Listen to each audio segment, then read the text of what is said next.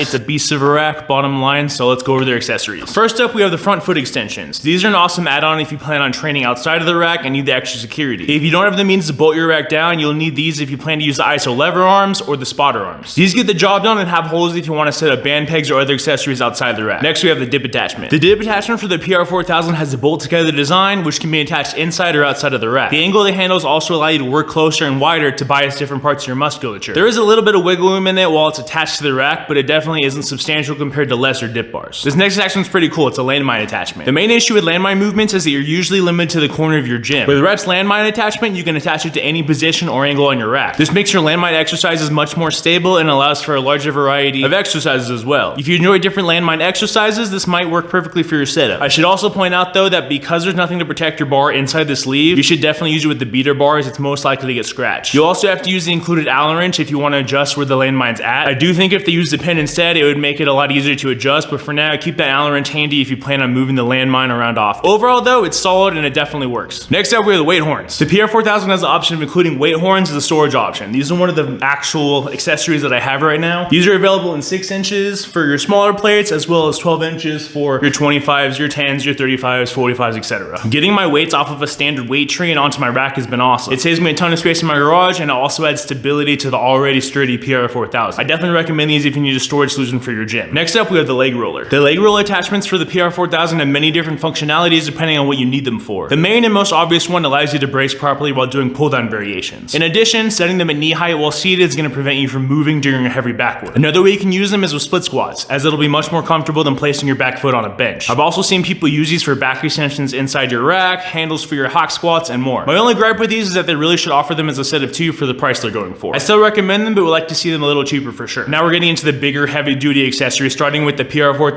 monolift. Monolifts are an awesome addition to home gyms as it allows you to unrack your bench press and squat a lot easier. I think buying a heavy duty monolift just standalone isn't a very good idea, just because you can save that space to get a power rack and then add a monolift attachment, which is what this is for. But with the squat, you literally just get under the bar with your proper foot position, take your breath, and stand up. Then instead of walking the weight back, the monolift attachment swings out of the way so you can start squatting from that position. It works the same for the bench press and any other movement you choose to do. Some have said they don't have a lot of room while squatting, but they may have fixed it with newer models. If anybody has access to it, let us know how it works for you in the comments below. And then next up, this is probably my favorite attachment that I'm really excited to get, is the ISO lever arms. The ISO lever arms available for the PR4000 are probably my favorite accessories you can get for this incredible rack. For home gyms, it's easy to just use barbells and dumbbells for your training, as these are simple to get access to and use. Cables are a little harder, but it's definitely more doable if you only want them for pull downs, push downs, cable rows, and other similar exercises. Machines, however, are by far the hardest thing to replicate in a home gym, and that's where the Rep ISO lever arms come in. These arms attach to the front of your rack and allow you to do various exercises. You can do leg presses, hack squats, belt squats, shoulder and chest presses, machine rows, hip thrusts, and a whole lot more. If you're interested in adding machines into your home gym, these ISO lever arms allow you to do a lot for the small amount of space they take up. I highly recommend these and look forward to reviewing them when my pair finally ships. Another important piece of equipment I think everybody needs is a lat pull down / cable row attachment. This attachment from Rep attaches directly into the back of the rack. It's plate loaded and it even comes with a rear base stabilizer included. The weight limit is 350 pounds, but should be enough for most people when it comes to cable exercises. Some say that it isn't as smooth as pull down machines and box gyms, but a little silicone spray on the guide rods is all it needs. You can reapply it every couple months or whenever you need, and you should be good to go. And finally, we have the belt squat. The belt squat attachment for the PR4000 allows you to do, yep, you guessed it,